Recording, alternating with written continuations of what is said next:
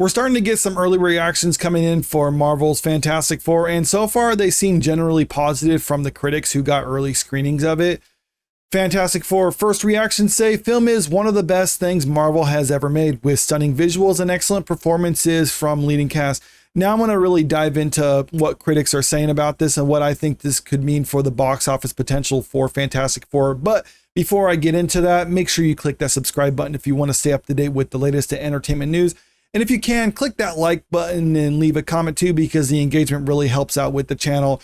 All right, so we've seen this sort of thing happen in the past when it comes to critics saying a Marvel movie is really good before the movie comes out. I mean, that's kind of a running joke online that every time a Marvel movie comes out, we hear the early reaction from critics saying this is the best Marvel movie since the last Marvel movie, or this is the best Marvel movie since Endgame. I mean, that sounds familiar, I'm sure, to a lot of people watching this right now.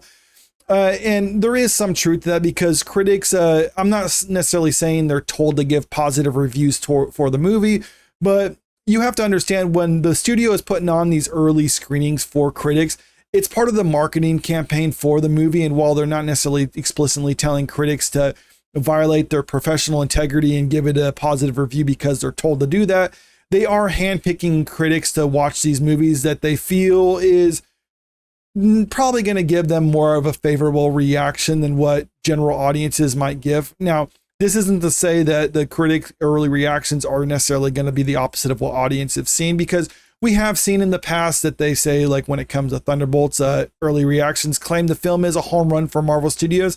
And come to find out, the audiences actually like Thunderbolts a lot more than what critics did. As you can see from the Rotten Tomatoes score, it has 88% for critics, 93% for audiences.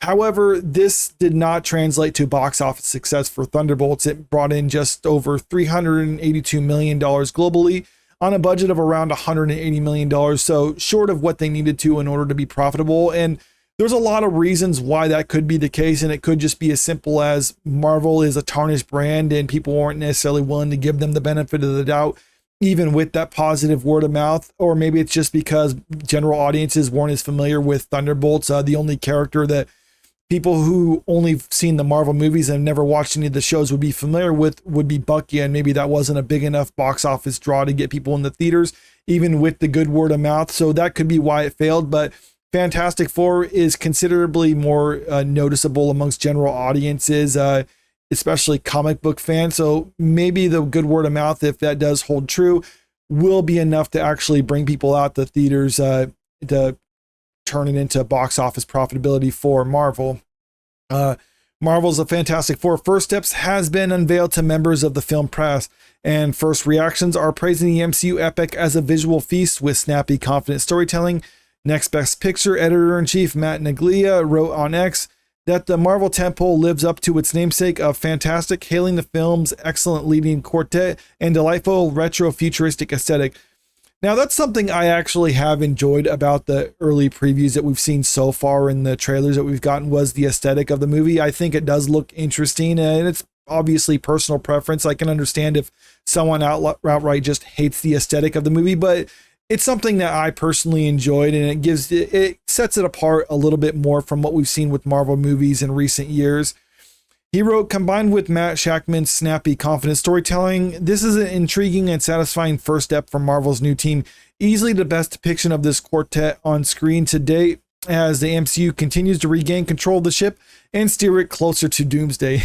And I understand what he's saying, steering the ship closer to Doomsday, but it's the terminology there just doesn't sound the best. We're steering the ship closer to Doomsday, but also, if you look at the first part of this statement, the MCU continues to regain control of the ship, which is implying that they've kind of lost control in recent years. And that's something that many people, including myself, have said, that they've kind of lost the plot when it comes to many of their movies in recent years. And that's why it's kind of, we've seen so many box office failures for Marvels after a time when they basically were printing money with every movie that they would produce.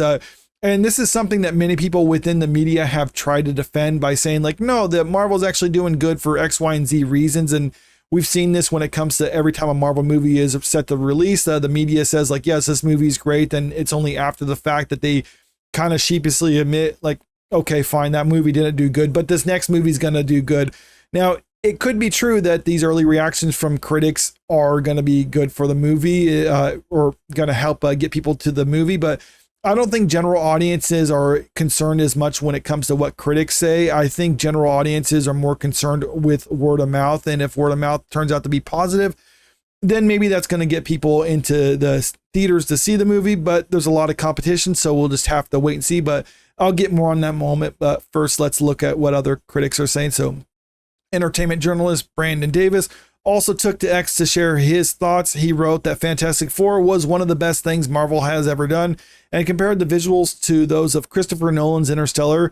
Galactus is awesome. Silver Surfer looks really, really good. VFX were often immaculate. Davis wrote, cosmically and on Earth, Mash Hackman dropped a visual feast. Now, I can't help but feel that this is almost addressing some of the criticism that we've seen online when it comes to Fantastic Four, saying that Silver Surfer looks really good and the VFX looks good, because when we get those early teasers and trailers for this movie, a lot of people have been critical, saying that the look of the Silver Surfer looked cheap and other things like that, saying that the 2007 Fantastic Four Rise of the Silver Surfer looked better, and why does it look better than a movie coming out nowadays? And in some defense of Marvel when it comes to this sort of thing, and also not defending them, when you're putting together a trailer, sometimes the VFX aren't necessarily the final result. There's still some polish that needs to be had on it before the final version of the film. But at the same time, the studio are selecting the clips that they want to show to the public. And if they're selecting clips that aren't necessarily done, then it's not the audience's fault for not thinking that it looks good. It's the studio's fault for putting forth an unfinished product to them. People staffer Sharia Drury echoed the praise, writing on X that Fantastic Four was breathtaking. She gave particular kudos to Pedro Pascal and Vanessa Kirby. Stunning visuals, moving story, witty banner, and epic action. Marvel's first family delivers an awesome ride, she wrote. Pedro Pascal nails it as Mr. Fantastic. Vanessa Kirby stands out as Sue Storm. She's a shooting star. So a lot of these critics do seem to enjoy the movie. Now, like I said before, it's just a matter of whether or not audiences believe what the critics think. And I don't think that's really the case. Some of the stuff like this does suggest the studio has confidence in the movie, because one of the things when it comes to their early screenings is they're handpicking people that they believe will give them a favorable review. But the review embargo for the movie is set to be lifted a couple days before the movie actually comes out, which means Marvel thinks that people should be able to hear what the critics have to say before they have a chance to see it for themselves, which does suggest that they have at least a little bit confidence, or at least from these early screenings, they're happy with what the critics are saying about it. So they're confident in letting them put out their reviews beforehand, as opposed to putting it out at the time when the audience is already going to see it. So the critic reaction to it is kind of irrelevant.